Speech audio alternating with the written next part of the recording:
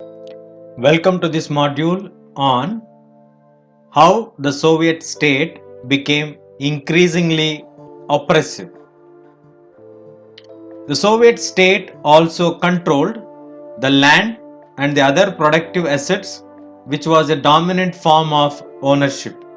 So the Soviets used to control the entire land in their state. So in the entire Union of Soviet Socialist Republics, in all the 15 republics, they had control over the land, which is a dominant form of ownership. The life of an average person became increasingly bureaucratic. So the average person's life has been controlled more by rules in an oppressive manner. There was a lack of democracy and freedom of speech, which often manifested itself in jokes and cartoons.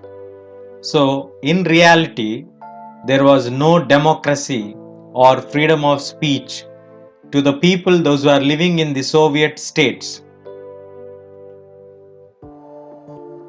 All institutions were tightly controlled by the Communist Party of the Soviet Union, which was not answerable to the people.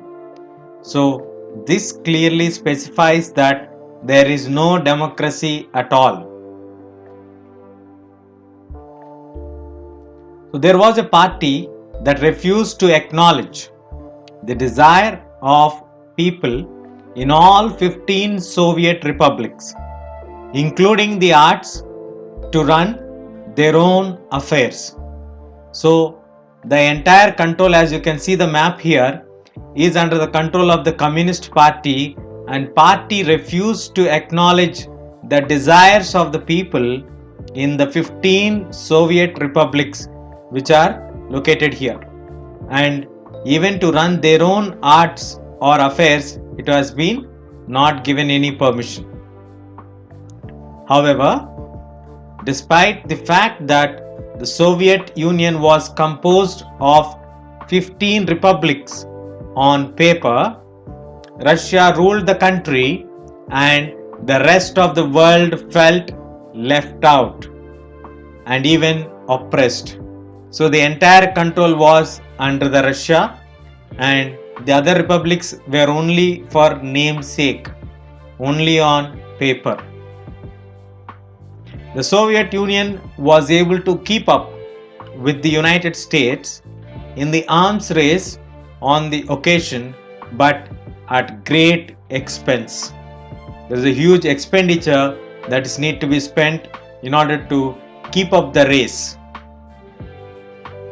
Technologically, in terms of infrastructure such as transportation and power, the most importantly in terms of fulfilling citizens' political and economic aspirations, the Soviet Union lagged far behind the West.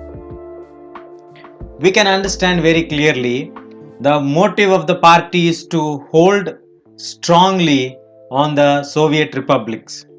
So they never bothered about the development of the infrastructure, or most importantly, fulfilling the aspirations of the citizens in political or economic fields. They lagged behind when compared to the West. This system was further weakened by the Soviet invasion of Afghanistan in 1979. Despite rising wages, productivity and technology in the developing world lagged far behind those in the developed nations. As a result, there was shortage of just about everything for the general public.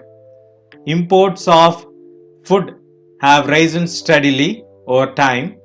By the end of the 1970s, you can observe the Soviet economy was in free fall and had all but collapsed. So, finally, the Soviet invasion in Afghanistan in 1979 brought lot of troubles for the Soviet Union in the home region. Despite the rising wages, the productivity and technology in the developing world lagged far behind those in the developed world. So, slowly, in the late 1970s, the Soviet economy was in free fall and had all but collapsed. Stay tuned, we'll catch you in the next section.